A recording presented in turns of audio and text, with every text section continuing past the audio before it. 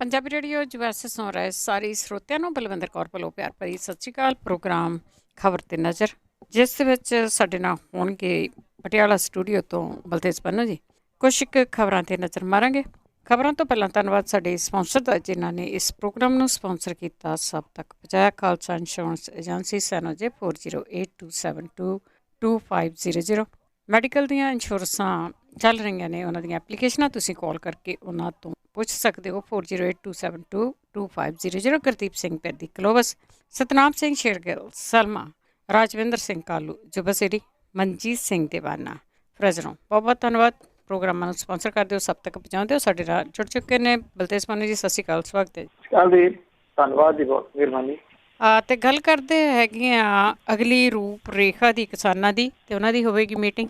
ਦੇਖੋ ਇੱਥੇ ਪਿਛਲੇ 2 ਦਿਨਾਂ ਤੋਂ ਜੋ ਕੁਝ ਜਿਹੜਾ ਉਹ ਚੱਲ ਰਿਹਾ, ਉਹ ਬੜਾ ਕਲੋਜ਼ਲੀ ਵਾਚ ਕਰਨ ਵਾਲਾ।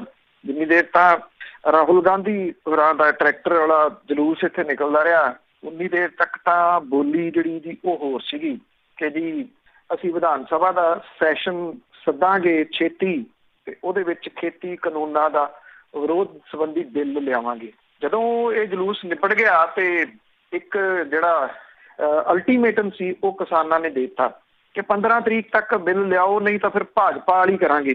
ਉਹਨਾਂ ਨੂੰ ਨਹੀਂ ਵੜਨ ਦਿੰਦੇ, ਤੁਹਾਨੂੰ ਵੀ ਨਹੀਂ ਵੜਨ ਦੇਵਾਂਗੇ। ਉਦੋਂ ਬਾਅਦ ਜਿਹੜੀ ਬੋਲਬਾਣੀ ਬਦਲੀ ਆ ਉਹ ਬੜੀ ਅਜੀਬ ਆ। ਇੱਥੇ ਪੰਜਾਬ ਦੇ ਵਿੱਚ ਕੱਲ ਜਿਹੜੇ ਇਹਨਾਂ ਦੇ ਸਿਆਸੀ ਸਕੱਤਰ ਨੇ, ਮੁੱਖ ਮੰਤਰੀ ਹੋਰਾਂ ਨੇ ਇੱਕ ਚਿੱਠੀ ਉਹਨਾਂ ਨੇ ਲਿਖਤੀ ਜਿਹੜੇ ਕਿਸਾਨਾਂ ਨੂੰ ਕਿ ਜੀ 3 ਦਿਨ ਦਾ ਕੋਲਾ ਰਹਿ ਗਿਆ, ਖਾਦਾਂ ਜਿਹੜੀਆਂ ਦੀ ਉਹ ਨਹੀਂ ਆ ਰਹੀਆਂ, ਬਾਕੀ ਸਮਾਨ ਦੀ ਢੋਆ ਢੁਆਈ ਜਿਹੜੀ ਆ ਉਹ ਬੰਦ ਪਈ ਹੈ। ਔਰ ਇੱਥੇ ਇਹ ਗੱਲ ਸੋਸ਼ਲ ਮੀਡੀਆ ਦੇ ਉੱਤੇ ਬੜੀ ਪ੍ਰਚਾਰੀ ਜਾ ਰਹੀ ਹੈ ਕਿ ਪੰਜਾਬ 'ਚ ਹਨੇਰਾ ਛਾ ਜਾਣਾ 3 ਦਿਨਾਂ ਤੋਂ ਬਾਅਦ, ਕੋਲਾ ਜਿਹੜਾ ਦੀ ਉਹ ਹੈ ਨਹੀਂ ਗਾ। ਸਵਾਲ ਇਹ ਆ ਕਿ ਜਦੋਂ ਮੈਨੂੰ ਯਾਦ ਹੈ ਕਿ ਮੁੰਬਈ ਦੇ ਵਿੱਚ ਇਹਨਾਂ ਨੇ ਇੱਕ ਜਿਹੜਾ ਕੀਤਾ ਸੀ ਸਮਾਗਮ ਸਰਕਾਰ ਬਣਨ ਤੋਂ ਬਾਅਦ ਕਿ ਅਸੀਂ ਇੱਥੇ ਬਿਜ਼ਨਸ ਆ ਕੇ ਤੁਸੀਂ ਆਪਣਾ ਲਿਆਓ ਪੰਜਾਬ ਦੇ ਵਿੱਚ, ਤੇ ਇਹ ਆਖਿਆ ਸੀ ਵੀ ਅਸੀਂ 5 ਰੁਪਏ ਯੂਨਿਟ ਬਿਜਲੀ ਦੇਵਾਂਗੇ ਇੰਡਸਟਰੀ ਨੂੰ। 2 ਇੰਡਸਟਰੀ ਵਾਲੇ ਉੱਥੇ ਹੈਗੇ ਸੀ, ਇੱਕ ਮਹਿੰਦਰਾ ਵਾਲੇ, ਇੱਕ ਰਿਲਾਇੰਸ ਵਾਲੇ। ਉਹ ਕਹਿੰਦੇ ਤੁਸੀਂ 5 ਰੁਪਏ ਸਾਨੂੰ ਕੀ ਦੇਣੀ, 3 ਰੁਪਏ ਸਾਡੇ ਕੋਲੋਂ ਚੁੱਕੋ ਜਿੰਨੀ ਬਿਜਲੀ ਚਾਹੀਦੀ ਹੈ। ਤੇ ਅੱਜ ਉਹ ਸਮਾਂ, ਜੇ ਕੋਲਾ ਖਤਮ ਹੁੰਦਾ ਤੇ ਖਤਮ ਕਰੋ ਕਾਂਟਰੈਕਟ ਜਿਹੜੇ 25-25 ਸਾਲਾਂ ਦੇ ਲਿਖੇ ਆ, ਤੇ ਇਹਨਾਂ ਕੰਪਨੀਆਂ ਤੋਂ ਬਿਜਲੀ ਖਰੀਦੋ ਜਿਹੜੀ 3 ਰੁਪਏ ਦੇ ਰਹੀਆਂ ਨੇ। ਇੱਥੇ ਤੁਸੀਂ ਜਿਹੜੀ ਘਰਾਂ ਦੇ ਵਿੱਚ ਬਿਜਲੀ ਆ ਉਹ 9 ਰੁਪਏ ਤੋਂ ਵੀ ਉੱਪਰ ਜਿਹੜਾ ਜੀ ਉਹ ਯੂਨਿਟ ਇਸ ਵੇਲੇ ਪੈ ਰਿਹਾ। ਇਹ ਪ੍ਰਚਾਰਿਆ ਜਾ ਰਿਹਾ, ਡਰਾਇਆ ਜਾ ਰਿਹਾ ਜਿਹੜਾ ਵੀ ਕਿਸੇ ਤਰੀਕੇ ਦੇ ਨਾਲ ਇਹ ਲਾਈਨਾਂ ਤੋਂ ਜਿਹੜਾ ਉੱਠ ਜਾਣ, ਕਿਉਂਕਿ ਹੁਣ ਜੋ ਬੋਲ ਬਾਣੀ ਚੋਂ ਲੱਗਦਾ ਕਿ ਕੇਂਦਰ ਦੀ ਸਰਕਾਰ ਦਾ ਦਬਾਅ ਪੈ ਗਿਆ। ਉਹ ਗੱਲਾਂ ਭੁੱਲ ਭੁਲਾ ਗਏ ਕਿ ਵਿਧਾਨ ਸਭਾ ਦਾ ਸੈਸ਼ਨ ਸੱਦਣਾ ਕਦੋਂ, ਜਿਹੜਾ ਵੀ ਉਹ ਸੱਦਣਾ ਇਹ ਨਹੀਂ ਜਿਹੜਾ ਉਹ ਪਤਾ। ਅੱਜ ਕਿਸਾਨਾਂ ਦੀ ਬਰਨਾਲੇ ਦੇ ਵਿੱਚ ਮੀਟਿੰਗ ਜਿਹੜੀ ਆ ਜੀ ਉਹ ਹੋ ਰਹੀ ਹੈ। ਉਂਝ ਵੈਸੇ 15 ਤਰੀਕ ਤੱਕ ਦਾ ਇਹ ਰੇਲ ਰੋਕੋ ਜਿਹੜਾ ਜੀ ਉਹ ਐਕਸਟੈਂਡ ਕੀਤਾ ਹੋਇਆ ਕਿਸਾਨਾਂ ਨੇ। ਉਦੋਂ ਬਾਅਦ ਕੀ ਹੁੰਦਾ ਜਿਹੜਾ ਜੀ ਉਹ ਅਗਲਾ ਫੈਸਲਾ ਲੈਣਗੇ। ਅੱਜ ਦੀ ਇਸ ਮੀਟਿੰਗ ਦੇ ਵਿੱਚ ਅਗਲੀ ਕੁਛ ਵਿਉਂਤਬੰਦੀ ਜਿਹੜੀ ਆ ਉਹ ਸੰਘਰਸ਼ ਦੀ ਕੀਤੀ ਜਾ ਸਕਦੀ, ਤੇ ਉੱਥੇ ਗੱਲ ਮਾਲ ਗੱਡੀਆਂ ਵਾਲੀ ਵੀ ਉੱਠੂਗੀ। ਅਸਲ ਦੇ ਵਿੱਚ ਜਿਹੜਾ ਜੰਮੂ ਕਸ਼ਮੀਰ ਆ ਉਹਦੇ ਪੰਪ ਡਰਾਈ ਹੋਣੇ ਸ਼ੁਰੂ ਹੋ ਗਏ, ਪੈਟਰੋਲ ਪੰਪ ਜਿਹੜਾ ਇੱਧਰ ਨੂੰ ਅੱਗੇ ਲੇਹ ਲਦਾਖ ਨੂੰ ਜਾਂਦਾ ਤੇਲ ਵਗੈਰਾ ਇਹਨਾਂ ਦਿਨਾਂ ਦੇ ਵਿੱਚ ਉਹ ਸਟਾਕ ਕੀਤਾ ਜਾਂਦਾ। ਜਿਹੜਾ ਪੰਜਾਬ ਦੇ ਸੰਘਰਸ਼ ਦਾ, ਕਿਸਾਨਾਂ ਦੇ ਸੰਘਰਸ਼ ਦਾ, ਉਹਦੇ ਉੱਤੇ ਵੀ ਜਿਹੜਾ ਜੀ ਉਹ ਅਸਰ ਪੈ ਰਿਹਾ। ਤਾਂ ਇਸ ਕਰਕੇ ਫਿਕਰ ਉਹਦਾ, ਪੰਜਾਬ ਦਾ ਫਿਕਰ ਨਹੀਂ ਹੈਗਾ ਜੀ ਕਿਸੇ ਨੂੰ। ਹੁਣ ਜਿਹੜੀਆਂ ਚਿੱਠੀਆਂ ਤੁਸੀਂ ਕਿਸਾਨਾਂ ਨੂੰ ਇੱਥੇ ਲਿਖੀ ਜਾਂਦੇ ਹੋ, ਉਹ ਚਿੱਠੀਆਂ ਜਾਂ ਸਿੱਧੀ ਤੁਸੀਂ ਪ੍ਰਧਾਨ ਮੰਤਰੀ ਦੇ ਨਾਲ ਗੱਲ ਕਿਉਂ ਨਹੀਂ ਕਰਦੇ ਵੀ ਜਿਹੜੀਆਂ ਕਿਸਾਨਾਂ ਦੀਆਂ ਮੰਗਾਂ ਨੇ ਜਿਹਨੂੰ ਲੈ ਕੇ ਉਹ ਬੈਠੇ ਆ, ਤੁਸੀਂ ਉਹਨਾਂ ਨਾਲ ਗੱਲਬਾਤ ਕਰੋ, ਉਹਨਾਂ ਦੇ ਨਾਲ ਗੱਲਬਾਤ ਕਰੋ। ਧਮਕੀਆਂ ਵੀ ਇੱਥੇ ਕਿਸਾਨਾਂ ਨੇ ਜਿਹੜਾ ਵੀ ਉਹ ਦੇਈ ਜਾਂਦੇ ਆ। ਉਹ ਜਿਹੜੇ ਪ੍ਰਚਾਰ ਵਾਲੇ 3 ਦਿਨਾਂ 'ਚ ਹਨੇਰਾ ਹੋ ਜਾਊਗਾ, ਮੇਰਾ ਖਿਆਲ ਪੰਜਾਬ ਦੇ ਲੋਕਾਂ ਨੂੰ ਇਸ ਹਨੇਰੇ ਦੇ ਵਾਸਤੇ ਵੀ ਤਿਆਰ ਹੋਣਾ ਚਾਹੀਦਾ, ਕਿਉਂਕਿ ਜਿਹੜਾ ਹਨੇਰਾ ਖੇਤੀ ਕਾਨੂੰਨ ਬਿੱਲਾਂ ਦੇ ਨਾਲ ਹੋ ਜਾਣਾ ਉਹ ਤਾਂ ਮੁੜ ਕੇ ਮੁੱਕਣਾ ਨਹੀਂ ਗਾ। ਤਾਂ ਇਸ ਕਰਕੇ ਅੱਜ ਵਾਲੀ ਜਿਹੜੀ ਮੀਟਿੰਗ ਆ ਉਹਦੇ ਉੱਤੇ ਪੰਜਾਬ ਸਰਕਾਰ ਦੀ ਵੀ ਨਿਗਾਹ ਹੋਊਗੀ। ਅੱਜ ਵਾਲੀ ਮੀਟਿੰਗ ਦੇ ਉੱਤੇ ਕੇਂਦਰ ਦੀ ਸਰਕਾਰ ਦੀ ਵੀ ਨੇੜੇ ਤੋਂ ਨਿਗਾਹ ਜਿਹੜੀ ਉਹ ਰਹੂਗੀ ਕਿ ਕਿਸਾਨ ਜਥੇਬੰਦੀਆਂ ਬਰਨਾਲੇ ਦੇ ਵਿੱਚ ਕੀ ਅਗਲਾ ਜਿਹੜਾ ਜੀ ਉਹ ਫੈਸਲਾ ਲੈਂਦੇ। ਜੀ ਜੀ। ਤੇ ਅੱਗੇ ਦੁਸ਼ਯੰਤ ਦੇ ਅਸਤੀਫੇ ਤੇ ਅੜੇ ਹਰਿਆਣਾ ਦੇ ਕਿਸਾਨ। ਦੇਖੋ ਜਿਹੜਾ ਹਰਿਆਣੇ ਦੇ ਵਿੱਚ ਵੀ ਜਿਹੜਾ ਇਹਨਾਂ ਨੇ ਮੋਰਚਾ ਲਾਇਆ ਕਿਸਾਨਾਂ ਨੇ, ਉਹਦੇ ਉੱਤੇ ਜਿਹੜਾ ਇਸ ਵੇਲੇ ਡੇ ਬਾਈ ਡੇ ਇੱਥੇ ਵੱਧ ਰਹੇ ਆ ਜੀ। ਕਿਸਾਨਾਂ ਦੀ ਗਿਣਤੀ ਜਿਹੜੀ ਉਹ ਵੱਧਦੀ ਤੁਰੀ ਜਾ ਰਹੀ ਹੈ। ਸਖਤੀ ਕਰਕੇ ਹਰਿਆਣੇ ਦੀ ਪੁਲਿਸ ਨੇ ਵੇਖ ਲਈ ਔਰ ਉਸ ਸਖਤੀ ਨੂੰ ਢਾਹ ਵੀ ਲਿਆ ਜਿਹੜਾ ਕਿਸਾਨਾਂ ਨੇ।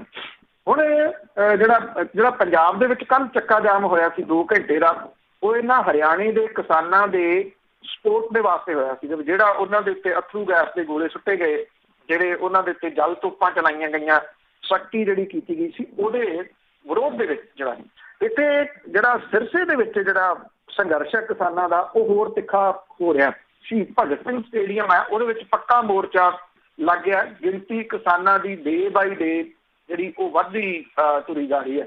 ਜਿਹੜੇ ਕਿਸਾਨ ਨੇ ਉਹਨਾਂ ਦੀ ਜਿਹੜੀ ਮੰਗ ਹੈ ਉਹ ਜਿਹੜੀ 2 ਅਸਤੀਫਿਆਂ ਨੂੰ ਜਿਹੜੀ ਉਹ ਲੈ ਕੇ ਆ, ਦੁਸ਼ਯੰਤ ਚੌਟਾਲਾ ਤੇ ਰਣਜੀਤ ਸਿੰਘ, ਇਹ ਜਿਹੜੇ 2 ਨੇ, ਇਹ ਦੋਨੋਂ ਜਿਹੜੇ ਜਾਟ ਵੋਟਾਂ ਲੈ ਕੇ ਬਣੇ ਨੇ।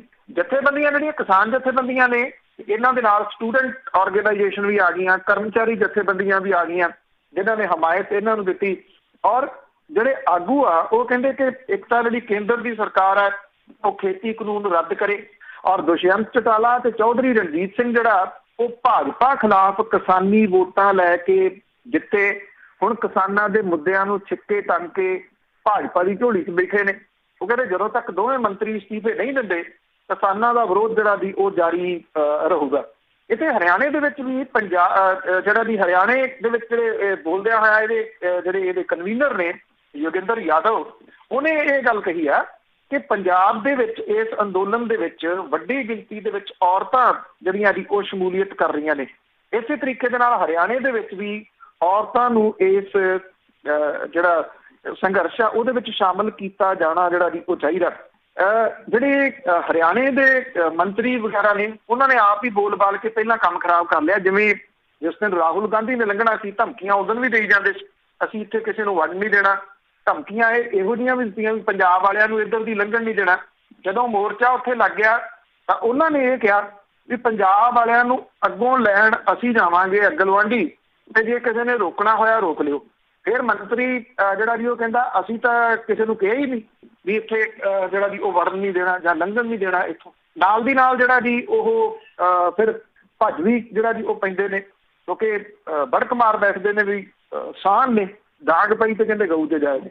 ਫਿਰ ਉਹੋ ਜਿਹੇ ਹਾਲਾਤ ਜਿਹੜੇ ਜੀ ਉਹ ਹਰਿਆਣੇ ਦੇ ਵਿੱਚ ਵੀ ਹੁਣ ਬਣਦੇ ਜਾ ਰਹੇ ਨੇ। ਹਾਂ ਇੰਨਾ ਆ ਕਿ ਸਰਸੇ ਦੇ ਵਿੱਚ ਸ਼ੁਰੂ ਹੋਇਆ ਇਹ ਵੱਡਾ ਅੰਦੋਲਨ ਜਿਹੜਾ ਉਹ ਇੱਕ ਜਿਹੜੀ ਵੱਡੀ ਜਾਟ ਬੈਲਟ ਹੈ ਉਹਦੇ ਵਿੱਚ ਅਜੇ ਤਿੱਖਾ ਨਹੀਂ ਹੋਇਆ ਜੀ। ਤੇ ਅੱਗੇ ਗੱਲ ਕਰਦੇ ਹਾਂ, ਇੱਕ ਕੇਸ ਸੀ ਭੀਮਾ ਕੋਰੇਗਾਂਵ ਦਾ, ਉਸ ਦੇ ਵਿੱਚ 8 ਖਿਲਾਫ ਚਾਰਜ ਸ਼ੀਟ। ਭੀਮਾ ਕੋਰੇਗਾਂਵ ਕੇਸ ਬੜਾ ਜਿਹੜਾ ਦੀ ਉਹ ਚਰਚਿਤ ਰਿਹਾ।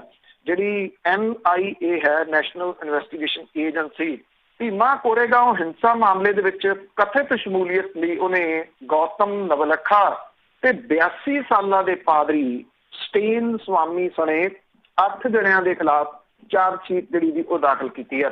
ਇਹ ਸਭ ਤੋਂ ਵੱਧ ਉਮਰ ਦੇ ਨੇ ਜੀ ਸਟੇਨ ਸਵਾਮੀ। ਜਿਹਨੂੰ ਕਿ ਉਹਨੂੰ ਰਾਂਚੀ ਦੇ ਵਿੱਚ ਸਥਿਤ ਉਹਦੇ ਘਰ ਦੇ ਵਿੱਚੋਂ ਗ੍ਰਿਫਤਾਰ ਕੀਤਾ ਗਿਆ। 82 ਵਰ੍ਹਿਆਂ ਦੇ ਸਟੇਨ ਸਵਾਮੀ ਜਿਹੜੇ ਨੇ ਉਹ 5 ਦਹਾਕਿਆਂ ਤੋਂ ਜ਼ਮੀਨ ਤੇ ਜੰਗਲ ਦੇ ਉੱਤੇ ਝਾਰਖੰਡ ਦੇ ਆਦਿਵਾਸੀਆਂ ਦੇ ਹੱਕਾਂ ਤੇ ਮਜ਼ਦੂਰਾਂ ਦੇ ਹੱਕਾਂ ਦੇ ਵਾਸਤੇ ਕੰਮ ਕਰ ਰਹੇ ਨੇ। ਹੁਣ ਉਹਦੇ ਤੋਂ ਸਰਕਾਰਾਂ ਨੂੰ ਕੀ ਖਤਰਾ ਜਿਹੜਾ ਜੀ ਉਹ ਖੜਾ ਹੋ ਗਿਆ। ਇੱਕ 82 ਵਰ੍ਹਿਆਂ ਦੇ ਜਿਹੜਾ ਜੀ ਉਹ ਵਿਅਕਤੀ ਤੋਂ ਸਿਰਫ ਇਹ ਵੀ ਕੋਈ ਵੀ ਜਿਹੜੀ ਵਿਰੋਧੀ ਆਵਾਜ਼ ਉੱਠ ਰਹੀ ਆ ਉਹਨੂੰ ਦੱਬਣਾ ਕਿਵੇਂ ਹੈ। ਗ੍ਰਿਫਤਾਰੀ ਤੋਂ 2 ਦਿਨ ਪਹਿਲਾਂ ਸਟੇਨ ਸਵਾਮੀ ਨੇ ਬਿਆਨ ਦੇ ਵਿੱਚ ਕਿਹਾ ਸੀਗਾ ਉਹਨਾਂ ਹਜ਼ਾਰਾਂ ਨੌਜਵਾਨ ਆਦਿਵਾਸੀਆਂ ਤੇ ਮੂਲ ਵਾਸੀਆਂ ਨੂੰ ਨਕਸਲੀ ਗਰਦਾਨ ਕੇ ਉਹਨਾਂ ਦੀਆਂ ਅੰਨ੍ਹੇਵਾਹ ਗ੍ਰਿਫਤਾਰੀਆਂ ਨੂੰ ਚੈਲੰਜ ਕੀਤਾ ਸੀ। ਸਟੇਨ ਸਵਾਮੀ ਨੇ ਹਾਈ ਕੋਰਟ ਦੇ ਵਿੱਚ ਜਨਹਿਤ ਪਟੀਸ਼ਨ ਦਾਇਰ ਕਰਕੇ ਮੰਗ ਕੀਤੀ ਸੀ ਕਿ ਇਹਨਾਂ ਵਿਚਾਰ ਅਧੀਨ ਕੈਦੀਆਂ ਨੂੰ ਜਾਤੀ ਮੁਚਲਕੇ ਤੇ ਛੱਡ ਦਿੱਤਾ ਜਾਵੇ, ਤੇਜ਼ੀ ਨਾਲ ਇਹ ਮੁਕੱਦਮੇ ਜਿਹੜੇ ਜੀ ਉਹ ਨਿਬੇੜੇ ਜਾਣ। ਔਰ ਉਹਨਾਂ ਨੇ ਮੁਕੱਦਮਿਆਂ ਦੇ ਵਿੱਚ ਹੁੰਦੇ ਦੇਰੀ ਦੇ ਕਾਰਨਾਂ ਦੀ ਜਾਂਚ ਲਈ ਜੁਡੀਸ਼ੀਅਲ ਕਮਿਸ਼ਨ ਨਿਯੁਕਤ ਕਰਨ ਦੀ ਮੰਗ ਜਿਹੜੀ ਉਹ ਕੀਤੀ ਸੀ। ਇਹ ਵੀ ਕਿਹਾ ਸੀਗਾ ਕਿ ਸਰਕਾਰੀ ਨੀਤੀਆਂ ਦੀ ਉਹ ਵਿਰੋਧਤਾ ਕਰਦੇ ਆ ਜਿਹਦੇ ਕਰਕੇ ਸਰਕਾਰ ਉਹਨਾਂ ਨੂੰ ਗੰਭੀਰ ਕੇਸਾਂ ਦੇ ਵਿੱਚ ਫਸਾ ਕੇ ਅੰਦਰ ਕਰਨਾ ਚਾਹੁੰਦੀ ਹੈ ਤਾਂ ਕਿ ਬੇਕਸੂਰ ਆਦੀਵਾਸੀਆਂ ਨੂੰ ਨਿਆਂ ਦੇਣ ਦੇ ਅਮਲ ਨੂੰ ਰੋਕਿਆ ਜਾ ਸਕੇ। ਤੇ ਉਹੀ ਕੁਝ ਜਿਹੜਾ ਉਹ ਹੋ ਗਿਆ। ਉਹ 82 ਵਰ੍ਹਿਆਂ ਦੇ ਪਾਦਰੀ ਸਟੇਨ ਸਵਾਮੀ ਨੂੰ ਵੀ ਕੱਲ ਜਿਹੜਾ ਜੀ ਉਹ ਘਰੋਂ ਚੁੱਕ ਲਿਆ ਗਿਆ। ਉਹਨੂੰ ਅਦਾਲਤ ਦੇ ਵਿੱਚ ਪੇਸ਼ ਕੀਤਾ ਗਿਆ। 23 ਅਕਤੂਬਰ ਤੱਕ ਉਹਨੂੰ ਜਿਹੜੀ ਉਹ ਨਿਆਇਕ ਹਿਰਾਸਤ ਜੁਡੀਸ਼ੀਅਲ ਕਸਟਡੀ ਦੇ ਵਿੱਚ ਜਿਹੜਾ ਜੀ ਉਹ ਭੇਜਿਆ ਗਿਆ। ਇਹ ਗੈਰ ਕਾਨੂੰਨੀ ਸਰਗਰਮੀਆਂ ਰੋਕੂ ਐਕਟ ਜਾਂ UAPA ਤਹਿਤ ਗ੍ਰਿਫਤਾਰ ਕੀਤਾ ਗਿਆ ਸਭ ਤੋਂ ਵੱਡੇਰੀ ਉਮਰ ਦੇ ਨੇ ਸਟੇਨ ਸਵਾਮੀ। ਔਰ ਜਿਹੜੇ 8 ਨਾਵਾਂ ਦੇ ਵਿੱਚੋਂ 7 ਨੇ ਉਹ ਪਹਿਲਾਂ ਹੀ ਜੁਡੀਸ਼ੀਅਲ ਕਸਟਡੀ ਦੇ ਵਿੱਚ ਨੇ, ਜਦੋਂ ਕਿ ਮਿਲਿੰਦ ਤਿਲ ਤੁੰਬੜੇ ਇਸ ਵੇਲੇ ਜਿਹੜਾ ਜੀ ਉਹ ਫਰਾਰ ਹੈ। NIA ਦੀ ਤਰਜਮਾਨ ਏਜੰਸੀ ਜਿਹੜੀ ਹੈ ਜੀ ਉਹਨੇ ਇਹ ਗੱਲ ਕਹੀ ਹੈ ਕਿ ਚਾਰਜਸ਼ੀਟ ਅਧਿਕਾਰਤ ਕੋਰਟ ਦੇ ਵਿੱਚ ਜਿਹੜੀ ਆ ਉਹ ਦਾਖਲ ਕੀਤੀ ਗਈ ਹੈ ਜੀ। ਇਹਦਾ ਵੱਡੇ ਪੱਧਰ ਦੇ ਉੱਤੇ ਵਿਰੋਧ ਜਿਹੜਾ ਜੀ ਹੋ ਰਿਹਾ, ਪਰ ਸਰਕਾਰ ਜਿਹੜੀ ਹੈ ਜੀ ਉਹ ਕੋਈ ਵਿਰੋਧੀ ਸੁਰ ਨਹੀਂ ਉੱਠਣ ਦੇਣਾ ਚਾਹੁੰਦੀ। ਬਿਲਕੁਲ ਜੀ, ਸਾਰਿਆਂ ਨੂੰ ਦਬਾ ਕੇ ਰੱਖਿਆ ਹੋਇਆ। ਤੇ ਅੱਗੇ ਦਲਿਤ ਸਮਾਜ ਵੱਲੋਂ ਪੂਰਾ ਪੰਜਾਬ ਹੀ ਬੰਦ। ਇੱਕ ਤਾਂ ਜੀ ਜਿਹੜਾ ਹਾਥਰਸ ਦੇ ਵਿੱਚ 19 ਸਾਲਾ ਦਲਿਤ ਲੜਕੀ ਦੇ ਨਾਲ ਜਿਹੜਾ ਕਥਿਤ ਗੈਂਗ ਰੇਪ ਹੋਇਆ ਸੀ, ਉਹਦੇ ਪਰਿਵਾਰ ਨੂੰ ਇਨਸਾਫ ਦਿਵਾਉਣ ਲਈ ਪੋਸਟ ਮੈਟ੍ਰਿਕ ਸਕਾਲਰਸ਼ਿਪ ਸਕੀਮ ਘੁਟਾਲੇ ਦੇ ਸੰਬੰਧੀ ਦਲਿਤ ਸਮਾਜ ਨੇ ਅੱਜ ਪੰਜਾਬ ਬੰਦ ਦਾ ਐਲਾਨ ਜਿਹੜਾ ਉਹ ਕੀਤਾ। ਦਲਿਤ ਸਮਾਜ ਦੇ ਨਾਲ ਵੱਖ-ਵੱਖ ਜਥੇਬੰਦੀਆਂ ਦੇ ਵੱਲੋਂ ਸੂਬੇ ਦੇ ਵਿੱਚ ਤਹਿਸੀਲ ਪੱਧਰ ਦੇ ਉੱਤੇ ਚੱਕਾ ਜਾਮ ਜਿਹੜਾ ਉਹ ਕੀਤਾ ਜਾਊਗਾ। ਔਰ ਰਿਟਾਇਰਡ IAS ਜਿਹੜਾ ਇੱਕ ਅਧਿਕਾਰੀ ਹੈ SR ਲੱਦੜ, ਸੁੱਚਾ ਰਾਮ ਲੱਦੜ, ਉਹਨੇ UP ਦੇ ਵਿੱਚ ਹੋਈ ਜਿਹੜੀ ਘਿਨਾਉਣੀ ਘਟਨਾ ਉਹਦੇ ਸੰਬੰਧੀ ਸੁਪਰੀਮ ਕੋਰਟ ਤੋਂ ਜਾਂਚ ਕਰਾਉਣ ਦੀ ਜਿਹੜੀ ਜੀ ਉਹ ਮੰਗ ਨੂੰ ਲੈ ਕੇ ਇਹ ਜਿਹੜਾ ਜੀ ਉਹ ਬੰਦ ਦਾ ਸੱਦਾ ਦਿੱਤਾ ਸੀਗਾ। ਉਹ ਇਹ ਕਹਿੰਦੇ ਕਿ ਦਲਿਤ ਸਮਾਜ ਦੇ ਨਾਲ ਸੰਬੰਧਿਤ ਜਥੇਬੰਦੀਆਂ ਪੰਜਾਬ ਦੇ ਵਿੱਚ ਸਵੇਰੇ 10 ਵਜੇ ਤੋਂ ਲੈ ਕੇ ਦੁਪਹਿਰੇ 1 ਵਜੇ ਤੱਕ ਚੱਕਾ ਜਾਮ ਜਿਹੜਾ ਉਹ ਕਰਨਗੀਆਂ। ਜਿਹੜਾ ਸੰਤ ਸਮਾਜ ਸੰਘਰਸ਼ ਕਮੇਟੀ ਆ, ਇਹਦੇ ਵੱਲੋਂ ਪੋਸਟ ਮੈਟ੍ਰਿਕ ਸਕਾਲਰਸ਼ਿਪ ਜਿਹੜਾ ਇੱਕ ਘੁਟਾਲਾ ਹੋਇਆ ਪੰਜਾਬ ਦੇ ਵਿੱਚ, ਉਹਦੇ ਵੀ ਨਾਲ ਜਿਹੜਾ ਜੀ ਉਹ ਰੱਖਿਆ ਗਿਆ ਕਿ ਇਹ ਚੱਕਾ ਜਾਮ ਜਿਹੜਾ ਉਹਦੇ ਕਰਕੇ ਕੀਤਾ ਜਾਊਗਾ। ਇਹਨੂੰ national schedule caste alliance, Aam Aadmi party ਸਣੇ ਜਿਹੜੀਆਂ ਜਥੇਬੰਦੀਆਂ ਨੇ ਉਹਨਾਂ ਨੇ ਸਮਰਥਨ ਦਿੱਤਾ।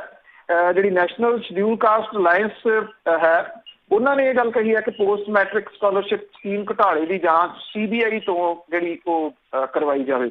ਔਰ ਜਿਹੜਾ ਕੈਬਨਿਟ ਮੰਤਰੀ ਆ ਇੱਥੇ ਜਿਹਨੇ ਇਹ ਘੁਟਾਲੇ ਦੇ ਵਿੱਚ ਜਿਹਦਾ ਨਾਮ ਬੋਲਦਾ, ਜਿਹਨੂੰ ਕਲੀਨ ਚਿੱਟ ਮੁੱਖ ਮੰਤਰੀ ਹੋਰਾਂ ਨੇ ਦਿੱਤੀ ਹੈ, ਸਾਧੂ ਸਿੰਘ ਧਰਮਸੋਤ, ਉਹਦੇ ਬਾਰੇ ਇਹ ਕਿਹਾ ਗਿਆ ਕਿ ਉਹਦੀ ਜਾਇਦਾਦ ਦੀ ਜਾਂਚ ਜਿਹੜੀ ਆ ਉਹ ED ਤੋਂ ਕਰਵਾਈ ਜਾਵੇ ਕਿ ਉਹਨੇ ਕਿੰਨੀ ਜਾਇਦਾਦ ਜਿਹੜੀ ਹੈ ਜੀ ਉਹ ਬਣਾਈ ਹੈ। ਇਹਨੂੰ ਲੈ ਕੇ ਅੱਜ ਪੰਜਾਬ ਬੰਦ ਜਿਹੜਾ ਜੀ ਹੈ। ਸੋ ਕੱਲ ਵੀ ਜਿਹੜਾ ਸੀਗਾ ਉਹ ਪੰਜਾਬ ਬੰਦ ਸੀਗਾ। ਤਕਰੀਬਨ ਜਿਹੜਾ ਕਿਸਾਨਾਂ ਨੇ 2 ਘੰਟੇ ਦਾ ਕੀਤਾ ਔਰ ਅੱਜ ਫੇਰ ਜਿਹੜਾ ਜੀ ਉਹ ਪੰਜਾਬ ਬੰਦ ਹੈ। ਇੱਕ ਸਮਾਂ ਹੁੰਦਾ ਸੀਗਾ ਜਦੋਂ ਪੰਜਾਬ ਦੇ ਵਿੱਚ ਇਹ ਬੰਦ ਜਿਹੜਾ ਉਹ ਬੜਾ ਫੇਮਸ ਲਫ਼ਜ਼ ਜਿਹੜਾ ਉਹ ਹੁੰਦਾ ਸੀਗਾ, ਤੇ ਇੱਕ ਵਾਰੀ ਫੇਰ ਇਹ ਇਸ ਵੇਲੇ ਚਰਚਾ ਦੇ ਵਿੱਚ ਜਿਹੜਾ ਉਹ ਆ ਰਿਹਾ। ਇਹ ਜਿਹੜਾ ਅੱਜ ਵਾਲਾ ਬੰਦ ਹੈ ਇਹ ਤੋਂ ਬਿਨਾਂ ਦੂਸਰੇ ਮੁੱਦਿਆਂ ਨੂੰ ਲੈ ਕੇ ਬੰਦ ਦਾ ਸੱਦਾ ਦਿੱਤਾ ਗਿਆ ਜੀ। ਤੇ ਅੱਗੇ ਕਿਸਾਨਾਂ ਦੀ ਜੇ ਗੱਲ ਕਰੀਏ ਤਾਂ ਇਹਨਾਂ ਦਾ ਨਰਮਾ ਜਾਂ ਮੰਡੀਆਂ ਦੇ ਵਿੱਚ ਰੁੜ ਰਿਹਾ। ਦੇਖੋ ਜਿਹੜਾ ਅਸਰ ਹੈ ਉਹ ਇਹ ਜਿਹੜੇ ਕਾਨੂੰਨ ਬਣੇ ਨੇ ਉਹਨਾਂ ਦਾ ਸਿੱਧਾ ਜਿਹੜਾ ਜੀ ਉਹ ਪੈਣਾ ਸ਼ੁਰੂ ਹੋ ਗਿਆ। ਨਰਮਾ ਪੱਟੀ ਜਿਹੜੀ ਹੈ ਕਾਟਨ ਬੈਲਟ ਜਿਹੜੀ ਮੰਨੀ ਜਾਂਦੀ ਹੈ, ਵੈਸੇ ਬਦਕਿਸਮਤੀ ਦੇ ਨਾਲ ਅੱਜ ਕੱਲ੍ਹ ਇਹ ਕੈਂਸਰ ਬੈਲਟ ਵੀ ਕਹੀ ਜਾਂਦੀ ਹੈ। ਜਿਹੜਾ ਸਰਕਾਰੀ ਭਾਅ ਆ ਉਹ ਨਾ ਮਿਲਣ ਕਰਕੇ ਪਿਛਲੇ 2 ਹਫ਼ਤਿਆਂ ਦੇ ਵਿੱਚ 16 ਕਰੋੜ ਰੁਪਏ ਦਾ ਰਗੜਾ ਕਿਸਾਨਾਂ ਨੂੰ ਲੱਗ ਚੁੱਕਾ ਹੈ। ਜਿਹੜਾ ਭਾਰਤੀ ਕਪਾਹ ਨਿਗਮ ਹੈ ਉਹਨੇ 4 ਦਿਨ ਪਹਿਲਾਂ ਸਰਕਾਰੀ ਖਰੀਦ ਤਾਂ ਸ਼ੁਰੂ ਕਰਤੀ, ਪਰ ਪ੍ਰਾਈਵੇਟ ਵਪਾਰੀ ਫਸਲ ਦੀ ਜ਼ਿਆਦਾ ਖਰੀਦ ਜਿਹੜਾ ਉਹ ਕਰ ਰਿਹਾ। ਵੱਡਾ ਬਹਾਨਾ ਇਹਦੇ ਵਿੱਚ ਨਰਮੇ ਦੇ ਵਿੱਚ ਨਮੀ ਹੋਣ ਦਾ ਲਾਇਆ ਜਾ ਰਿਹਾ। ਨਰਮਾ ਪੱਟੀ ਦੇ ਵਿੱਚ 19 ਨਰਮਾ ਮੰਡੀਆਂ ਦੇ ਵਿੱਚ ਫਸਲ ਦੀ ਆਮਦ ਜਿਹੜੀ ਆ ਉਹ ਹੋ ਰਹੀ ਹੈ, ਪਰ ਭਾਰਤੀ ਕਪਾਹ ਨਿਗਮ ਦੇ ਦਖਲ ਤੋਂ ਬਾਅਦ ਵੀ ਫਸਲ ਦੇ ਭਾਅ ਦੇ ਵਿੱਚ ਕਿਤੇ ਤੇਜ਼ੀ ਵੇਖਣ ਨੂੰ ਜਿਹੜੀ ਉਹ ਨਹੀਂ ਮਿਲ ਰਹੀ। ਔਰ ਕਿਸਾਨਾਂ ਦਾ 1.59 ਲੱਖ ਕੁਇੰਟਲ ਨਰਮਾ ਕਪਾਹ ਹੁਣ ਤੱਕ ਸਰਕਾਰੀ ਭਾਅ ਤੋਂ ਹੇਠਾਂ ਵਿਕਿਆ। ਹਰ ਕਿਸਾਨ ਨੂੰ ਪ੍ਰਤੀ ਕੁਇੰਟਲ 1000 ਤੋਂ 2000 ਤੱਕ ਦਾ ਘੱਟ ਮੁੱਲ ਜਿਹੜਾ ਉਹ ਮਿਲ ਰਿਹਾ, ਕਿਉਂਕਿ ਪ੍ਰਾਈਵੇਟ ਪਲੇਅਰ ਜਿਹੜੇ ਆ ਉਹ ਆ ਕੇ ਜਿਹੜਾ ਜੀ ਉਹ ਆਪਣੇ ਰੰਗ ਵਿਖਾ ਰਹੇ ਆ। ਜੋ ਕੁਛ ਇਹ ਖੇਤੀ ਕਾਨੂੰਨ ਜਿਹੜੇ ਲਾਗੂ ਹੋ ਗਿਆ ਉਦੋਂ ਬਾਅਦ ਉਹਦਾ ਰੰਗ ਅੱਜ ਨਰਮੇ ਦੇ ਵਿੱਚ ਦਿਖਣ ਲੱਗ ਪਿਆ। ਵੈਸੇ ਇਹ ਰੰਗ ਝੋਨੇ ਦੇ ਰੂਪ ਦੇ ਵਿੱਚ ਵੀ ਜਿਹੜਾ ਉਹ ਦਿਸ ਰਿਹਾ ਪੰਜਾਬ ਦੇ ਵਿੱਚ। ਨਵੀਂ ਕਿਵੇਂ ਆ ਇਹ ਸਮਝ ਤੋਂ ਪਰੇ ਵਾਲੀ ਗੱਲ ਹੈ। ਅਜੇ ਦਿਨ ਦੇ ਟਾਈਮ ਜਿਹੜਾ ਉਹ ਧੁੱਪ ਜਿਹੜੀ ਉਹ ਪੈਂਦੀ ਹੈ। ਤਾਪਮਾਨ 28-29 ਡਿਗਰੀ ਤੋਂ ਦਿਨ ਦਾ ਜਿਹੜਾ ਜੀ ਅਜੇ ਘਟਿਆ ਨਹੀਂ। ਫਿਰ ਨਰਮੇ ਦੇ ਵਿੱਚ ਜਿਹੜੀ ਜੀ ਉਹ ਨਮੀ ਕਿੱਥੋਂ ਹੋ ਸਕਦੀ ਹੈ, ਇਹ ਸਮਝ ਤੋਂ ਪਰੇ ਵਾਲੀ ਜਿਹੜੀ ਜੀ ਉਹ ਗੱਲ ਹੈ। ਪਰ ਰੰਗ ਜਿਹੜੇ ਜੀ ਉਹਦੇ ਸਮੇਂ ਸ਼ੁਰੂ ਹੋ ਗਏ ਜੀ। ਤੇ ਅੱਗੇ ਗੱਲ ਕਰਦੇ ਹਾਂ, ਪੰਜਾਬ ਕਾਂਗਰਸ ਦਾ ਜਿਹੜਾ ਅੰਦਰਲਾ ਕਲੇਸ਼ ਆ ਉਹ ਮੁੜ ਤੇਜ਼ ਹੋਇਆ। ਐਕਚੁਅਲੀ ਜਿਹੜਾ ਰਾਹੁਲ ਗਾਂਧੀ ਦੇ ਸਮੇਂ ਸਟੇਜ ਦੇ ਉੱਤੇ ਜਿਹੜਾ ਜੀ ਉਹ ਦਿਸਿਆ ਸੀ, ਹੌਲੀ ਹੌਲੀ ਤੁਸੀਂ ਕਹਿ ਲਓ ਕਿ ਨਵਜੋਤ ਸਿੰਘ ਸਿੱਧੂ ਹੋਰਾਂ ਨੇ ਜਿਹੜੇ ਉਸ ਦਿਨ ਉਹਨਾਂ ਦਾ ਐਟੀਟਿਊਡ ਸੀਗਾ, ਕਿਤੇ ਨਾ ਕਿਤੇ ਉਹ ਉਹਨਾਂ ਨੂੰ ਨੁਕਸਾਨ ਤਾਂ ਕਰ ਰਿਹਾ। ਪਹਿਲਾਂ ਕਾਂਗਰਸ ਜਿਹੜੀ ਹੈ ਜੀ ਉਹਦੇ ਬਹੁਤੇ ਆਗੂ ਚੁੱਪ ਰਹੇ ਆ। ਕੈਪਟਨ ਅਮਰਿੰਦਰ ਸਿੰਘ ਹੋਰਾਂ ਨੇ ਤਾਂ ਹਾਲਾਂਕਿ ਇਹ ਕਹਿ ਦਿੱਤਾ ਸੀਗਾ ਕਿ ਉਹਨਾਂ ਨੂੰ ਕਾਂਗਰਸ ਪ੍ਰਧਾਨ ਨਹੀਂ ਲਾਇਆ ਜਾ ਸਕਦਾ। 3 ਸਾਲ ਪਹਿਲਾਂ ਆਏ ਨੂੰ ਕਿਵੇਂ ਕਾਂਗਰਸ ਪ੍ਰਧਾਨ ਲਾਇਆ ਜਾ ਸਕਦਾ। ਹਰੀਸ਼ ਰਾਵਤ ਜਿਹੜੇ ਪੰਜਾਬ ਮਾਮਲਿਆਂ ਦੇ ਇੰਚਾਰਜ ਨੇ, ਉਹ ਥੋੜੇ ਜਿਹੇ ਪਹਿਲਾਂ ਰਹੇ, ਪਰ ਬਾਅਦ ਦੇ ਵਿੱਚ ਉਹ ਵੀ ਕਹਿ ਗਏ ਕਿ ਜਦੋਂ ਵੈਕੈਂਸੀ ਹੈ ਨਹੀਂ ਗੀ ਤੇ ਫਿਰ ਲਾਇਆ ਕਿਵੇਂ ਜਾ ਸਕਦਾ। ਇਹ ਆਪਣੇ ਆਪ ਵਿੱਚ ਅਹਿਮ ਬਿਆਨ ਸੀ। ਹੁਣ ਜਿਹੜੇ ਉਸ ਦਿਨ ਸਟੇਜ ਸੰਭਾਲ ਰਹੇ ਸੀ ਸੁਖਜਿੰਦਰ ਸਿੰਘ ਰੰਧਾਵਾ, ਉਹ ਵੀ ਇਹਦੇ ਵਿੱਚ ਕੁੱਦੇ ਆ। ਇਹ ਉਹਨਾਂ ਨੇ ਜਿਹੜੀ ਦੀ ਗੱਲ ਕੀਤੀ ਹੈ, ਕਿਹਾ ਕਿ ਉਹਨਾਂ ਦੀ ਬੇਇੱਜ਼ਤੀ ਨਹੀਂ ਹੋਈ ਸਟੇਜ ਉੱਤੇ, ਕਿਉਂਕਿ ਇਹ ਤਾਂ ਨੈਸ਼ਨਲ ਪੱਧਰ ਦਾ ਪ੍ਰੋਗਰਾਮ ਸੀ। ਹਾਈ ਕਮਾਂਡ ਉੱਥੇ ਬੈਠੀ ਸੀ, ਰਾਹੁਲ ਗਾਂਧੀ ਹੋਰੀ ਸਨ, ਹਰੀਸ਼ ਰਾਵਤ ਹੋਰੀ ਸਨ, ਮੁੱਖ ਮੰਤਰੀ ਸਨ। ਉਹ ਕਹਿੰਦੇ ਇਹ ਤਾਂ ਹਾਈ ਕਮਾਂਡ ਦੀ ਬੇਇੱਜ਼ਤੀ ਹੈ, ਮੇਰੀ ਨਹੀਂ। ਇਹ ਵੀ ਕਿਹਾ ਕਿ ਹਾਈ ਕਮਾਂਡ ਨੇ ਜਦੋਂ ਨਵਜੋਤ ਸਿੰਘ ਸਿੱਧੂ ਹੋਰਾਂ ਨੂੰ ਇੰਨਾ ਮਾਣ ਸਤਿਕਾਰ ਦਿੱਤਾ ਤੇ ਉਹਨਾਂ ਨੂੰ ਇਹ ਸੰਭਾਲਣਾ ਹੀ ਨਹੀਂ ਆਇਆ। ਸੁਖਜਿੰਦਰ ਸਿੰਘ ਰੰਧਾਵਾ ਹੋਰਾਂ ਦੀ ਕਿਉਂਕਿ ਸ਼ਰੇਆਮ ਬੇਇੱਜ਼ਤੀ ਜਿਹੜੀ ਉਹ ਕੀਤੀ ਗਈ ਸੀ 2 ਵਾਰੀ। ਇੱਕ ਵਾਰੀ ਤਾਂ ਪਹਿਲਾਂ ਜਦੋਂ ਸ਼ੁਰੂ ਕਰਦੇ ਨੇ ਉਦੋਂ ਕਹਿੰਦੇ ਨੇ ਕਿ ਸਾਈਡ ਤੇ ਹੋ ਜਾਓ, ਮਤਲਬ ਕਿ ਪਿੱਛੇ ਨਹੀਂ ਖੜੋਣਾ, ਕੈਮਰੇ 'ਚ ਨਹੀਂ ਆਉਣਾ, ਇਹ ਕਹਿਣ ਦਾ ਭਾਵ। ਮੁੜ ਕੇ ਜਦੋਂ ਸਲਿੱਪ ਦਿੱਤੀ ਗਈ ਕਿ ਭਾਸ਼ਣ ਛੋਟਾ ਕੀਤਾ ਜਾਵੇ, ਜਿਹੜਾ ਜੀ ਇਹ ਕਹਿਤਾ ਸੀਗਾ ਕਿ ਘੋੜੇ ਨੂੰ ਇਸ਼ਾਰਾ ਹੀ ਬਹੁਤ ਹੁੰਦਾ, ਲੱਤਾਂ ਮਾਰਨੀਆਂ ਤੇ ਕਿਤੇ ਹੋਰ ਜਾ ਕੇ ਮਾਰੋ। ਪਹਿਲਾਂ ਬਥੇਰੀ ਦੇਰ ਚੁੱਪ ਜਿਹੜਾ ਉਹ ਕਰਵਾਈ ਰੱਖਿਆ। ਇਹ ਕਹਿ ਕੇ ਬੇਇੱਜ਼ਤੀ ਜਿਹੜੀ ਜੀ ਉਹ ਕੀਤੀ ਸੀ। ਤੇ ਹੁਣ ਸੁਖਜਿੰਦਰ ਸਿੰਘ ਰੰਧਾਵਾ ਹੋਰੀ ਜਿਹੜੇ ਕਹਿੰਦੇ ਆ ਕਿ ਉਹਨਾਂ ਦੀ ਤੀਜੀ ਪੀੜ੍ਹੀ ਆ ਕਾਂਗਰਸ ਦੇ ਵਿੱਚ, ਔਰ ਇਹ ਕਿਹਾ ਕਿ ਨਵਜੋਤ ਸਿੰਘ ਸਿੱਧੂ ਹੋਰੀ ਤਾਂ ਪ੍ਰਵਾਸੀ ਜਿਹੜਾ ਜੀ ਉਹ ਨੇਤਾ ਨੇ। ਇਹ ਕਿਹਾ ਕਿ ਉਹ ਤਾਂ ਕਾਂਗਰਸ ਦੇ ਵਿੱਚ ਜਿਹੜਾ ਹੁਣ ਆਏ ਆ ਤੇ ਉਹਨਾਂ ਨੂੰ ਜਿਹੜਾ ਜੀ ਉਹ ਦੱਸਣ ਦੀ ਜ਼ਰੂਰਤ ਨਹੀਂ। ਇਹ ਵੀ ਕਿਹਾ ਕਿ ਜਦੋਂ ਅਕਾਲੀ ਦਲ ਬਾਦਲ ਦੇ ਜਿਹੜੇ ਆਗੂ ਸੀਗੇ ਉਹ ਨਵਜੋਤ ਸਿੰਘ ਸਿੱਧੂ ਨੂੰ ਘੇਰਦੇ ਸੀ, ਚਾਹੇ ਵਿਧਾਨ ਸਭਾ ਦੇ ਵਿੱਚ ਚਾਹੇ ਵਿਧਾਨ ਸਭਾ ਤੋਂ ਬਾਹਰ, ਉਹ ਨਵਜੋਤ ਸਿੰਘ ਸਿੱਧੂ ਦੀ ਪਿੱਠ ਦੇ ਉੱਤੇ ਹਮੇਸ਼ਾ ਖੜਦੇ ਰਹੇ ਨੇ ਤੇ ਨਵਜੋਤ ਸਿੰਘ ਸਿੱਧੂ ਹੋਰੀ ਉਹਨਾਂ ਦਾ ਆ ਕੇ ਧੰਨਵਾਦ ਜਿਹੜਾ ਉਹ ਕਰਦੇ ਰਹੇ ਨੇ ਕਿ ਉਹ ਉਹਨਾਂ ਦੀ ਗੱਲ ਕਰ ਰਹੇ ਨੇ। ਇਹ ਵੀ ਜਿਹੜੀ ਜੀ ਉਹਨਾਂ ਨੇ ਗੱਲ ਕਹੀ ਕਿ ਉਹ ਸਟੇਜ ਦੇ ਉੱਤੇ ਤਾਂ ਕਰਕੇ ਉਹਨਾਂ ਨੇ ਨਵਜੋਤ ਸਿੰਘ ਸਿੱਧੂ ਦਾ ਜਵਾਬ ਨਹੀਂ ਦਿੱਤਾ ਕਿ ਇਹਦੇ ਨਾਲ ਪਾਰਟੀ ਪ੍ਰੋਗਰਾਮ ਨੂੰ ਢਾਹ ਜਿਹੜੀ ਉਹ ਲੱਗਣੀ ਸੀ, ਜਿਹੜੀ ਕਿ ਉਹ ਨਹੀਂ ਸਨ ਚਾਹੁੰਦੇ ਕਿ ਇਹ ਢਾਹ ਲੱਗੇ। ਇਹ ਇੱਕ ਕਿਸਮ ਦੇ ਨਾਲ ਕਿਹਾ ਜਾ ਸਕਦਾ ਹੈ ਕਿ ਨਵਜੋਤ ਸਿੰਘ ਸਿੱਧੂ ਦੇ ਖਿਲਾਫ ਪੰਜਾਬ ਕਾਂਗਰਸ ਦੇ ਵੱਲੋਂ ਅਗਲਾ ਹੱਲਾ ਜਿਹੜਾ ਜੀ ਉਹ ਬੋਲ ਦਿੱਤਾ ਗਿਆ। ਵੈਸੇ ਨਵਜੋਤ ਸਿੰਘ ਸਿੱਧੂ ਹੋਰੀ ਇੱਕ ਦਿਨ ਬੋਲ ਕੇ ਬੱਧਨੀ ਕਲਾਂ, ਉਦੋਂ ਬਾਅਦ ਫਿਰ ਅੰਦਰ ਜਿਹੜਾ ਜੀ ਉਹ ਚਲੇ ਗਿਆ, ਸ਼ਾਇਦ ਉਹ ਮੌਨ ਦੇ ਉੱਤੇ ਫਿਰ ਚਲੇ ਗਿਆ ਤੇ ਕਦੋਂ ਨਿਕਲਦੇ ਆ, ਕਿੰਨੇ ਮਹੀਨਿਆਂ ਬਾਅਦ ਨਿਕਲਦੇ ਆ, ਕੁਛ ਨਹੀਂ ਪਤਾ ਜੀ। ਤੇ ਅੱਗੇ ਮਲਤਾਨੀ ਕੇਸ ਦੀ ਜੇ ਗੱਲ ਕਰੀਏ ਤਾਂ ਉਸ ਦੇ ਵਿੱਚ ਸੁਣਵਾਈ ਰੁਕ ਗਈ ਹੈ? ਨਹੀਂ, ਰੁਕੀ ਨਹੀਂ ਜੀ। ਐਕਚੁਅਲੀ ਕੀ ਹੈ ਕਿ ਇਹ ਅੱਗੇ ਥੋੜੀ ਜਿਹੜੀ ਆ ਉਹ ਪਈ ਹੈ। ਜਿਹੜੀ ਇੱਥੇ ਸਰਕਾਰੀ ਵਕੀਲਾਂ ਦੀ ਫੌਜ ਹੈ ਇੱਥੇ ਖੜੀ ਕੀਤੀ ਹੋਈ, ਉਹਦਾ ਟਰੈਕ ਰਿਕਾਰਡ ਹੀ ਇਹ ਆ ਕਿ ਪੌਣੇ 4 ਸਾਲਾਂ ਦੇ ਵਿੱਚ ਉਹਨੇ ਇੱਕ ਸਿੰਗਲ ਵੀ ਕੇਸ ਜਿਹੜਾ ਸਰਕਾਰ ਦਾ ਹੋਵੇ ਉਹ ਜਿੱਤ ਕੇ ਨਹੀਂ ਦਿੱਤਾ। ਹਰ ਜਗ੍ਹਾ ਦੇ ਉੱਤੇ ਸਰਕਾਰ ਦੀ ਪਿੱਠ ਜਿਹੜੀ ਆ ਉਹ ਇਸ ਸਰਕਾਰੀ ਵਕੀਲਾਂ ਦੀ ਫੌਜ ਨੇ ਲਵਾਈ ਆ। ਇਹ ਟੈਕਸ ਪੇਅਰ ਦੇ ਸਿਰ ਤੋਂ ਜਿਹੜਾ ਜੀ ਉਹ ਪੈਸਾ ਇਕੱਠਾ ਕਰਦੇ ਆ। ਜਿਹੜੇ ਅਹਿਮ ਕੇਸ ਨੇ, ਬਾਈਬਲ ਕਲਾਂ ਮਾਮਲੇ ਦੇ ਵਿੱਚ ਮੈਂ ਕੁਝ ਦਿਨ ਪਹਿਲਾਂ ਗੱਲ ਸਾਂਝੀ ਕੀਤੀ ਸੀ ਕਿ ਜਿਹੜਾ SP ਇਹਦੇ ਵਿੱਚ ਜਿਹੜਾ ਨਾਮਜ਼ਦ ਹੈ ਬਿਕਰਮ ਸਿੰਘ, ਜਿਹਨੂੰ ਸਸਪੈਂਡ ਕੀਤਾ ਸੀ, ਉਹਨੇ ਆਪਣੀ ਬਹਾਲੀ ਨੂੰ ਲੈ ਕੇ ਪੰਜਾਬ ਹਰਿਆਣਾ ਹਾਈ ਕੋਰਟ 'ਚ ਅਪਰੋਚ ਕੀਤੀ ਸੀ। ਹੈਰਾਨੀ ਵਾਲੀ ਗੱਲ ਸੀ ਕਿ ਇਸ ਮਾਮਲੇ ਦੇ ਵਿੱਚ ਸਰਕਾਰੀ ਵਕੀਲਾਂ 'ਚੋਂ ਕੋਈ ਗਿਆ ਹੀ ਨਹੀਂ ਔਰ ਕਾਰਵਾਈ ਇੱਕ ਤਰਫਾ ਹੋਣੀ ਸੀ। ਅਦਾਲਤ ਨੇ ਫੈਸਲਾ ਸੁਣਾਤਾ, ਬਿਕਰਮ ਸਿੰਘ ਜਿਹੜਾ ਸੀਗਾ ਜੀ ਉਹਨੂੰ, ਬਿਕਰਮਜੀਤ ਸਿੰਘ ਨੂੰ ਬਹਾਲ ਕਰ ਦਿੱਤਾ। ਹੁਣ ਜਿਹੜਾ ਇਹ ਸਮੇਧ ਸੈਣੀ ਵਾਲਾ ਮਾਮਲਾ, ਉਹਨੇ ਹਾਈ ਕੋਰਟ ਦੇ ਵਿੱਚ ਜਿਹੜੀ ਜੀ ਉਹ ਇੱਕ ਐਪਲੀਕੇਸ਼ਨ ਲਾਈ ਹੋਈ ਸੀ ਔਰ ਇਹ ਉਹਦੇ ਵਿੱਚ ਉਹਨੇ ਕਿਹਾ ਸੀਗਾ ਕਿ ਪੂਰੇ ਕੈਰੀਅਰ ਦੇ ਦੌਰਾਨ ਉਹਦੇ ਖਿਲਾਫ ਦਰਜ ਕਿਸੇ ਵੀ ਕੇਸ ਦੇ ਵਿੱਚ ਜੇ ਸਰਕਾਰ ਕਾਰਵਾਈ ਕਰੂਗੀ ਤਾਂ ਉਹਨੂੰ 7 ਦਿਨਾਂ ਦਾ ਨੋਟਿਸ ਦੇਣਾ ਪਊਗਾ, ਕਿਸੇ ਵੀ ਥਰੂ ਆਊਟ, ਕਿਉਂਕਿ ਉਹ ਐਕਚੁਅਲੀ ਇਸ ਮਾਮਲੇ 'ਚ ਬਾਈਬਲ ਕਲਾਂ ਵਾਲੇ ਮਾਮਲੇ 'ਚ ਬਚਣਾ ਚਾਹੁੰਦਾ, ਜਿਹਦੇ 'ਚ ਉਹਨੂੰ ਮੁੱਖ ਦੋਸ਼ੀ ਜਿਹੜਾ ਉਹ ਬਣਾਇਆ ਗਿਆ ਪਿਛਲੇ ਦਿਨਾਂ 'ਚ। ਹੈਰਾਨੀ ਵਾਲੀ ਗੱਲ ਇਹ ਆ ਕਿ ਜਿਹੜਾ ਨੋਟਿਸ ਜਾਰੀ ਕੀਤਾ ਸੀਗਾ ਪੰਜਾਬ ਸਰਕਾਰ ਨੂੰ ਇਹਦੇ ਸੰਬੰਧੀ ਕਿ ਜਵਾਬ ਦਿਓ, ਸੁਮੇਧ ਸੈਣੀ ਕਹਿੰਦਾ ਕਿ ਉਹਦੇ ਕੈਰੀਅਰ ਦੇ ਦੌਰਾਨ ਜੇ ਉਹਨੂੰ ਕਿਤੇ ਵੀ ਗ੍ਰਿਫਤਾਰ ਕਰਨਾ ਜਾਂ ਉਹਦੇ ਖਿਲਾਫ ਕੋਈ ਕੇਸ ਕਰਨਾ ਤੇ 7 ਦਿਨਾਂ ਦਾ ਨੋਟਿਸ ਦਿਓਗੇ। ਜਦੋਂ ਅਦਾਲਤ ਨੇ ਇਹ ਕਿਹਾ ਕਿ ਲਿਆਓ ਨੋਟਿਸ ਦਾ ਜਵਾਬ, ਜਿਹੜਾ ਵਕੀਲ ਪੇਸ਼ ਹੋਇਆ ਉਹ ਕਹਿੰਦਾ ਨੋਟਿਸ ਦਾ ਜਵਾਬ ਤਾਂ ਨਹੀਂ ਅਸੀਂ ਲਿਆਂਦਾ, ਬਹਿਸ ਲਈ ਤਿਆਰ ਹੈ। ਅਦਾਲਤ ਨੇ ਇਹ ਕਿਹਾ ਵੀ ਜੇ ਨੋਟਿਸ ਦਾ ਤੁਸੀਂ ਜਵਾਬ ਹੀ ਨਹੀਂ ਲੈ ਕੇ ਆਂਦਾ ਤੇ ਫਿਰ ਤੁਸੀਂ ਬਹਿਸ ਕਾਹਦੇ ਉੱਤੇ ਜਿਹੜੀ ਦੀ ਉਹ ਕਰਨੀ ਹੈ, ਅੱਗੋਂ ਕੋਈ ਜਵਾਬ ਨਹੀਂ। ਉਹਦੇ ਨਾਲ ਜਿਹੜੀ ਰਾਹਤ ਮਿਲੀ ਹੋਈ ਹੈ ਸੁਮੇਧ ਸੈਣੀ ਨੂੰ ਉਹ ਕੰਟੀਨਿਊ ਕਰਤੀ ਅਦਾਲਤ ਨੇ ਤੇ 14 ਅਕਤੂਬਰ ਜਿਹੜੀ ਦੀ ਉਹ ਰੱਖ ਦਿੱਤੀ। 14 ਤੱਕ ਲਾਸਟ ਇਹ ਕਿਹਾ ਕਿ ਨੋਟਿਸ ਦਾ ਜਿਹੜਾ ਦੀ ਉਹ ਜਵਾਬ ਦਿਓ। ਹੁਣ ਸਵਾਲ ਇਹ ਹੈ ਪਤਾ ਨਹੀਂ 14 ਨੂੰ ਇਹ ਜਵਾਬ ਲੈ ਕੇ ਆਉਣਗੇ ਜਾਂ ਨਹੀਂ। ਇਹ ਉਹ ਟੀਮ ਹੈ ਜਿਹਦੇ ਬਾਰੇ ਦੇ ਵਿੱਚ ਜਿਹੜੇ ਦੀ ਸ਼ਾਇਦ ਮੁੱਖ ਮੰਤਰੀ ਕਹਿੰਦੇ ਕਿ ਉਹਨਾਂ ਇਸ ਟੀਮ ਤੋਂ ਕਾਨੂੰਨੀ ਰਾਏ ਲੈ ਕੇ ਉਹਨਾਂ ਨੇ ਖੇਤੀ ਕਾਨੂੰਨਾਂ ਦੇ ਸੰਬੰਧੀ ਸੁਪਰੀਮ ਕੋਰਟ ਦੇ ਵਿੱਚ ਮਾਮਲਾ ਲਿਜਾਣਾ ਜਾਂ ਫਿਰ ਵਿਧਾਨ ਸਭਾ ਦਾ ਜਿਹੜਾ ਜੀ ਉਹ ਸੈਸ਼ਨ ਸੱਦਣਾ। ਐਸੀ ਨਖਿੱਧ ਟੀਮ ਪੰਜਾਬ ਦੇ ਰਿਕਾਰਡ ਦੇ ਵਿੱਚ ਜਿਹੜਾ ਦੀ ਉਹ ਪਹਿਲਾਂ ਕਦੇ ਨਹੀਂ ਆਈ ਜੀ। ਤੇ ਅੱਗੇ ਗੱਲ ਕਰਦੇ ਹਾਂ ਐਸਜੀਪੀਸੀ ਦੇ ਪ੍ਰਧਾਨ ਦੀ, ਉਸਨੇ ਆਦੇਸ਼ਾਂ ਦੀ ਉਲੰਘਣਾ ਕੀਤੀ। ਇਸ ਤਰ੍ਹਾਂ ਇਹਦੀ ਵੈਸੇ ਤਾਂ ਆਦੇਸ਼ਾਂ ਦੀ ਉਲੰਘਣਾ ਇਹਨਾਂ ਦੇ ਵਾਸਤੇ ਕੋਈ ਨਵੀਂ ਗੱਲ ਜਿਹੜੀ ਉਹ ਨਹੀਂ ਗਈ। ਪਿਛਲੇ ਦਿਨੀ ਜਦੋਂ ਜਿਹੜਾ ਸਰੂਪਾਂ ਵਾਲਾ ਮਾਮਲਾ ਸੀਗਾ ਜਿਹੜੇ ਗਾਇਬ ਹੋਣ ਵਾਲਾ, ਉਹਦੇ ਵਿੱਚ ਜਿਹੜੇ ਗੋਬਿੰਦ ਸਿੰਘ ਲੌਂਗੋਵਾਲ ਸਣੇ ਅਹੁਦੇਦਾਰਾਂ ਅੰਤਰਿੰਗ ਕਮੇਟੀ ਦੇ ਮੈਂਬਰਾਂ ਦੇ ਉੱਤੇ 1 ਮਹੀਨੇ ਦੇ ਵਾਸਤੇ ਕਿਸੇ ਵੀ ਜਨਤਕ ਸਮਾਗਮ ਦੇ ਵਿੱਚ ਬੋਲਣ ਤੇ ਰੋਕ ਲਾਈ ਸੀਗੀ। 18 ਸਤੰਬਰ ਨੂੰ ਜਾਰੀ ਜਿਹੜੇ ਆਦੇਸ਼ ਦੇ ਵਿੱਚ ਸਪਸ਼ਟ ਕੀਤਾ ਗਿਆ ਸੀਗਾ ਕਿ 18 ਸਤੰਬਰ ਤੋਂ 17 ਅਕਤੂਬਰ ਤੱਕ 1 ਮਹੀਨਾ ਉਹ ਕਿਸੇ ਜਨਤਕ ਸਮਾਗਮ ਦੇ ਵਿੱਚ ਨਹੀਂ ਬੋਲਣਗੇ। ਸਿਰਫ ਸ਼੍ਰੋਮਣੀ ਕਮੇਟੀ ਦੇ ਬਜਟ ਇਜਲਾਸ ਦੇ ਵਿੱਚ ਬੋਲਣ ਦੀ ਛੋਟ ਦਿੱਤੀ ਗਈ ਸੀ। ਜਦੋਂ ਕਿ ਕੱਲ ਜਿਹੜਾ ਸਮਾਗਮ ਹੋ ਰਿਹਾ ਸੀਗਾ ਇੱਥੇ ਦਰਬਾਰ ਸਾਹਿਬ ਸਮੂਹ ਦੇ ਵਿੱਚ, ਉੱਥੇ ਗੋਬਿੰਦ ਸਿੰਘ ਲੌਂਗੋਵਾਲ ਪੂਰੀ ਪਹੁੰਚ ਗਏ ਔਰ ਜਿਹੜੀਆਂ ਉੱਥੇ ਧਿਰਾਂ ਸੀਗੀਆਂ ਉਹਨਾਂ ਦੇ ਨਾਲ ਉਹਨਾਂ ਦੀ ਕਾਫੀ ਤਲਖ ਕਲਾਮੀ ਹੋਈ। ਉਹਨਾਂ ਨੇ ਇਹ ਕਿਹਾ ਕਿ ਜਦੋਂ ਅਕਾਲ ਤਖਤ ਤੋਂ ਤੁਹਾਡੇ ਵਾਸਤੇ ਜਿਹੜੇ ਉਹ ਆਦੇਸ਼ ਜਾਰੀ ਹੋਏ ਆ ਤੇ ਫਿਰ ਤੁਸੀਂ ਇੱਥੇ ਕੀ ਜਿਹੜਾ ਉਹ ਕਰ ਰਹੇ ਹੋ। ਉਹਨੇ ਜਿਹੜੀ ਦੀ ਇਹ ਗੱਲ ਕਹੀ ਕਿ ਅਸੀਂ ਆਪਣੀ ਜਿਹੜੀ ਸਜ਼ਾ ਲੱਗੀ ਸੀ ਸਾਨੂੰ ਉਹ ਪੂਰੀ ਕਰਨੀ ਹੋਈ ਹੈ।